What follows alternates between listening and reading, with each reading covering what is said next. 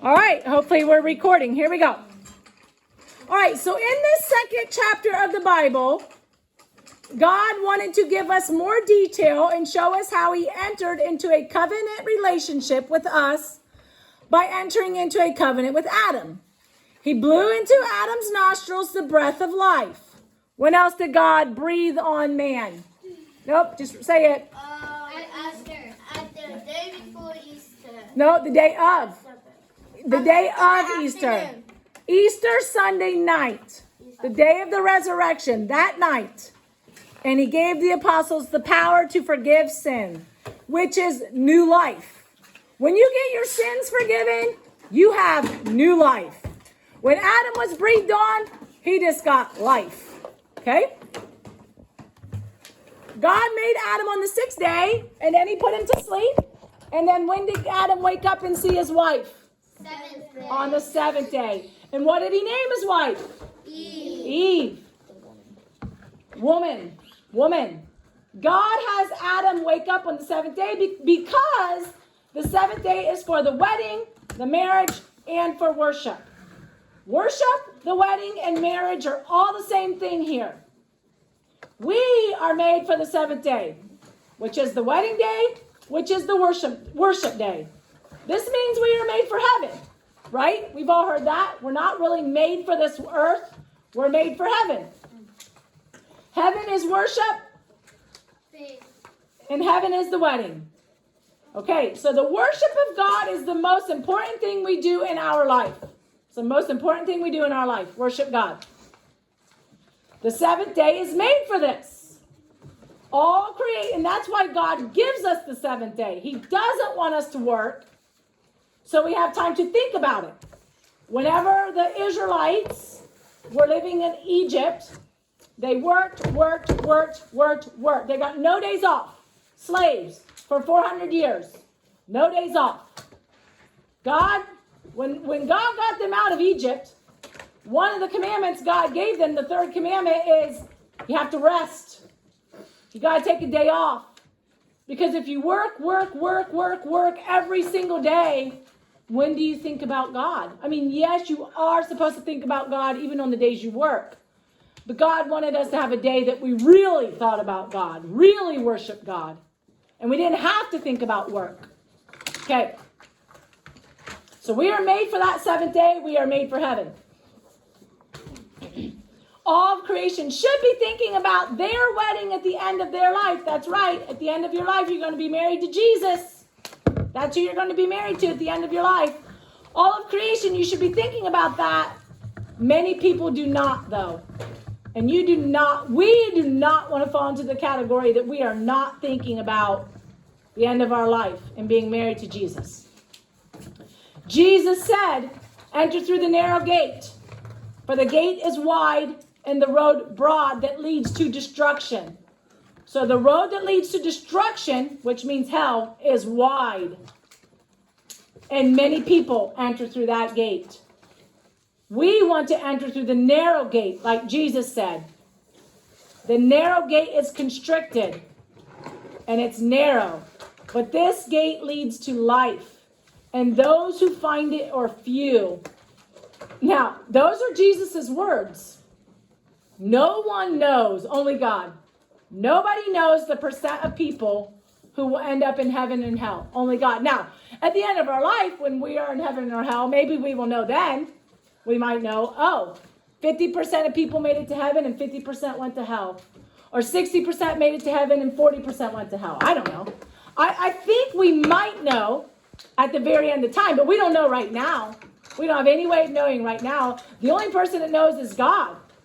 But when Jesus says that very few, those who find it are few, meaning the narrow gate, meaning the gate that leads to life, and few who find it, that makes us believe that more souls actually go to hell. I mean, we don't know, but it sure sounds like it for Jesus' words. All right. So you're marrying Jesus at the end of your life. On the 7th day, God covenants himself to humanity, and we are brought into God's family. God binds himself to us through covenants. God brings us into his family by covenants. for eternity, for the worship of him. And we are supposed to worship God every seventh day. We are made for worship.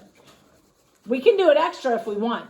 We can go to Mass extra, but at a minimum, every seventh day. And when you don't, it's a mortal sin, unless you have a good reason. And your parents can help you to know good reasons, okay?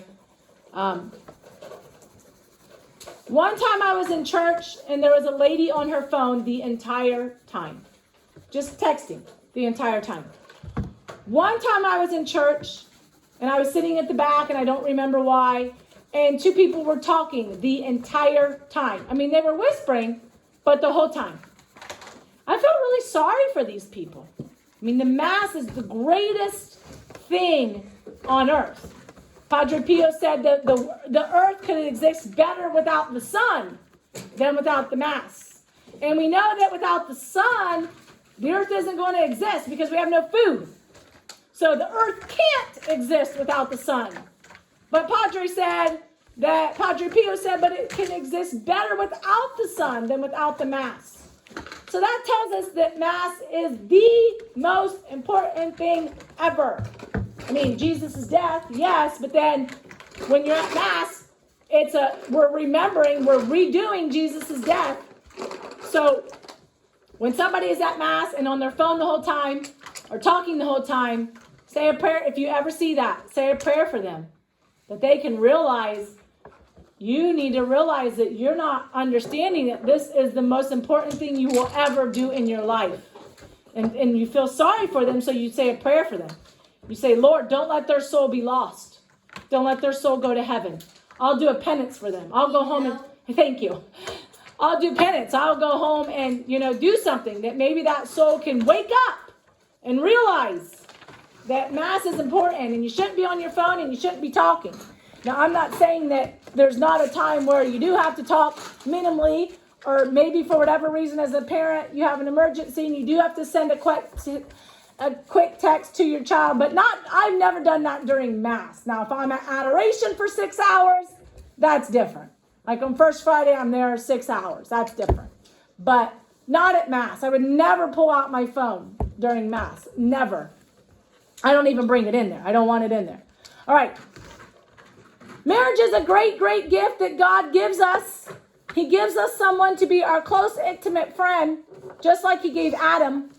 God said it is not good that the man be alone. Now, if we choose that we are not going to marry someday because we realize as God is calling us to be a priest or a nun, then we are actually married to God here on earth, and that is an even greater marriage. But we all will be married to God in heaven someday, as long as we make it there. But this idea of being married to God may sound funny, but it's true. Throughout the Bible, many times God refers to himself as the bridegroom or the groom, and we are his bride. You can learn this truth in the Bible. He tells us this in the Bible many, many times, that he is the bridegroom and we are the bride. Individually, we are the bride of Christ, individually. But also his entire church as a whole is the bride of Christ. So when we say Christ lays down his life for the church, he's laying down his life for his bride, the church as a whole. He died on the cross for the church as a whole. And a husband is supposed to lay down his life for his bride. We will do several saints this year that said, I will not marry. Jesus will be my spouse. But Jesus also wants to be married to us while we are here on earth. He wants to be united intimately and closely to us and have a deep personal relationship with us. That's what marriage is. It is supposed to be a close, personal, deep relationship where you share everything with your husband or wife. Now, not every couple who is married treats marriage that way, but that is what it is supposed to be. So how is Jesus married to us now? What do you think? Church. Church, more specifically? Mass. Mass, more specifically? Bible. Holy Communion. Holy Communion. He comes to live in us, to be in us, And he unites himself to us in the most amazing, intimate, closest way possible in Holy Communion. And he does this because he wants to have a deep, personal relationship with us. I forget what Saint something Pazzi. Margaret Pazzi, something Pazzi. She said, the greatest moments in your life are the moments after Holy Communion. The greatest moments in your life are the moments after Holy Communion. All right. And St. Faustina says that Jesus, and I'm not saying her exact words, but Jesus is sad. Jesus says, some souls ignore him and they busy themselves with other things after Holy Communion. They ignore him. That was Jesus' exact words. Souls ignore him and busy themselves with other things. And St. Faustina tells us that makes Jesus sad. Very sad. All right, because he wants every single person to be united to him forever in heaven and in Holy Communion. Why? Why does he want that? Because he loves us. He loves us so much, and he made us for heaven. He promised he would be with us always until the end of time, and he is in the Eucharist. He promised the church would be here always. The church always. I had to write that down. It'll be here till the end of time. Any Catholic in a state of grace without mortal sin. As long as there are not evil people in the world preventing it at the time. Because in different countries at different times in history, there have been evil people that have prevented the Mass. But as long as that's not going on, any Catholic that's made their Holy Communion, if they're not in mortal sin, they are in a state of grace, can receive Holy Communion and be intimately united with God. All right. In 6 days, God made everything. On the seventh day, God did what? Made us. He rested. Got a question? Yeah. Like if you're if you're not in a state of mortal sin, You're not in mortal sin. Okay. and you have done a lot of sins in your life, will you automatically go to heaven? Like, would you not go to purgatory? No. Yes. Yes, so sometimes, I think I understand your question.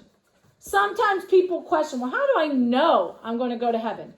So if you stay in the Catholic Church your whole life, you never leave it, and you're not in mortal sin when you die, you are guaranteed heaven.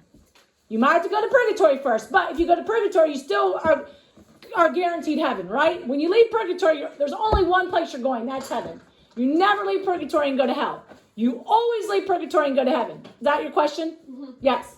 So if you stay in the Catholic Church, you never leave the Catholic Church, and as long as you're not in mortal sin, you are guaranteed heaven. That's awesome, isn't it? You don't have to worry about it. You don't have to worry about it. And that's why when we talk more in detail about mortal sin, what my friend Henry told me is, if you ever think a sin might be mortal but you don't know, then just pretend it is and go get it confessed. That way you don't have to worry about losing heaven. Okay? All right. So we know yesterday we learned that God rested on the seventh day. God made the world in 6 days. But did God have to do any work to make the world? No. He just spoke it into existence. He didn't need anything. If I want to build a table, I need stuff to build a table. God didn't need anything to build everything. He just said, let there be light. Let there be the stars. Let there be the sun. And they came. So technically he didn't work, but that's what the Bible says is he worked. To separate it from that, he rested. And God rested not because he needed to rest, but because he knew we would need to rest, and he wants to teach us a lesson, or teach us the importance of it. Just like when he was baptized. Jesus did not need to be baptized. He never sinned, but he was baptized to show us that we need to be baptized. So it's the same with him resting. Okay, so on the seventh day, we need to worship God, and we should be doing God's work. The corporal and spiritual works of mercy, such as feed the hungry, give drink to the thirsty, clothe the naked, welcome the stranger, heal the sick, visit the imprisoned. this is the kind of work and more. I didn't list them all. We'll go into more detail in virtue class eventually, one week. But this is the kind of work we should do on Sunday. And this is not easy because life is busy. So I'm not even that good at doing these myself. But we need to try hard. And I do them, but not as good as I should. Not as much as I should, not as often as I should. But I do it. But you don't want to not do any of that at all. Never feed the hungry. Never give drink to the thirsty. Never clothe the naked. Never visit the sick or in prison. Because Jesus says to people that doesn't do these things, I don't know you.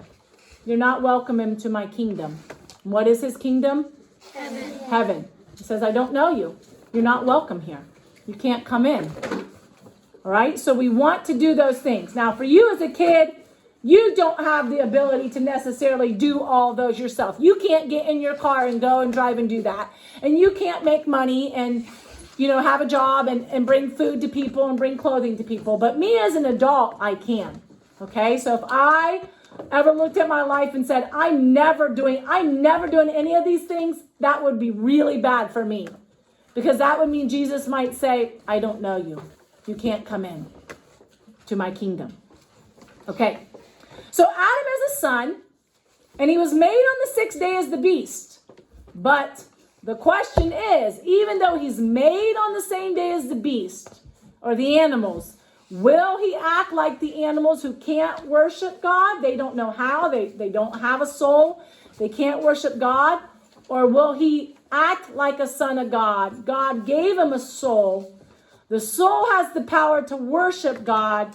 And will he do that? Will he enter into that 7th day and worship? That's the question. Will you make the 7th day holy? The 3rd commandment. Will you keep it holy? Will you worship God? Okay. All right. Next page. So the 2nd chapter of Genesis, what does Genesis mean? In the beginning. In the beginning. It ends with an important Bible verse. A man and a woman will cling to each other and leave their father, and they'll be one flesh. Sorry, I should let my Bible open. I shouldn't have closed it, and I don't want to open it and re-find it. But they leave their father and their mother. They cling to each other. They become one flesh. This is God's way of saying that marriage is a covenant. God blesses their love, and he makes it a covenant. And then when we get to the church, when the church is here, then marriage becomes a sacrament. And we only have 7 sacraments. 7 is the number of perfection. 7 is the number of completion. And there are only 7. So we know that the sacraments are important because there's only 7. And it means completion, perfection. All right. That's probably why there's 7 days in the week. That way on the 7th day, you can worship God. That's the perfect day. So a marriage is between a man and a woman. That's the way God set it up right away in the Bible. So even though there are evil people in our world that want to give marriage a new definition and say 2 men can get married, 2 women can get married. No, that's not a marriage. All they got to go do is read the 2nd chapter of the Bible and they will see what a marriage is. And where do we learn truth? The Bible. Yes, Ellie? I forget. Okay. All right, so I want to look at Revelation 21. Yesterday I couldn't remember what the last chapter of the Bible is. The last chapter is Revelation 22. Saint John, who was at the foot of the cross. Saint John, who wrote the Gospel of John, also wrote the book of Revelation, the last book of the Bible. So the first book of the Bible starts with the start of time, and the last book of the Bible ends with the end of time. And the Bible also starts with the marriage of Adam and Eve, and the Bible ends with the marriage of us and Jesus. If you make it to heaven, you're married to Jesus. So it starts at the end of time, ends at the end of time, starts with the marriage, Adam and Eve, ends with the marriage. Your marriage to who? Jesus. Does that sound a little bit silly? Yes. Yes, but it's true. You're married to Jesus. We are the bride. Jesus is the groom. All right. I wanted to read a little bit from that Revelation 21. Just a little bit. Okay, so at the end of time, whenever there's a new heaven and there's nobody living on the earth anymore, and you're living in heaven, hopefully, he will wipe away every tear. Death will be no more. Neither shall there be mourning or crying or pain. None of these things. We'll talk about this the next class. None of these things are in heaven. No crying, no pain, no sadness, no death. He wipes away every tear. There will be no more death. The former things, meaning what we know right now, this earth, it's gone. It'll be gone. Nobody will live here anymore when Jesus comes on that last day. Nobody's born anymore. And Jesus said, it is done. I am the Alpha and the Omega, meaning the beginning and the end. But then he says, who are some of the people that will go to hell? He says, I want to find it in my notes here. Those without faith, the faithless, murderers. So if you kill people and you're not repentant, a sorcerer. So any of these things you can be repentant of and forgiven. But if you do these things and you're not repentant and you're not forgiven, so you have no faith, you're a murderer, you are a sorcerer, which means you are involved with the devil. You are an idolater, which means you worship idols instead of the one true God. You are a liar. Now, he's going to be referring to people that commit mortal, serious lies. I mean, if you lie, a minor sin to your mother, who took this dollar? Who stole it? And you did, and you don't admit it. That's not a mortal sin. It's a sin. You need to confess it, but it's not a mortal sin. So you're not going to be in hell for that. So he's talking about when you do these things on a mortal, sinful level. Okay. So he says, they shall be in the lake that burns with fire and brimstone. That's hell. In the lake. So hell is a lake that burns with fire and brimstone. He's just comparing it to a lake. That's where they're going to be. Then came one of the seven angels, and he spoke to me, saying, come, I will show you the bride, the wife of... Was it seven guardian angels? No, I don't think these are guardians, but I'm not 100% sure. They might be They might be. I don't know, because you are right. We have learned there are seven archangels, but I do not know. Come, I will show you the bride, the wife of the Lamb, and the city, meaning the heaven. When he's talking about the city, he's talking about heaven. Heaven has no need of a sun or moon to shine upon it, because the lamp of the Lamb is the light. Jesus will be the light. Doesn't need the sun or the moon. Jesus will be our light. But he also said, the book of Revelation also says, nothing unclean shall enter heaven. So that's how we know we have to go to purgatory and be cleansed first. And only those names who are written in the Lamb's book of life. So meaning you have to be on the right side. God has to love you. You have to be following God. Okay, let's see what else I got here. We are almost done. I have till 1 o'clock. 2 minutes.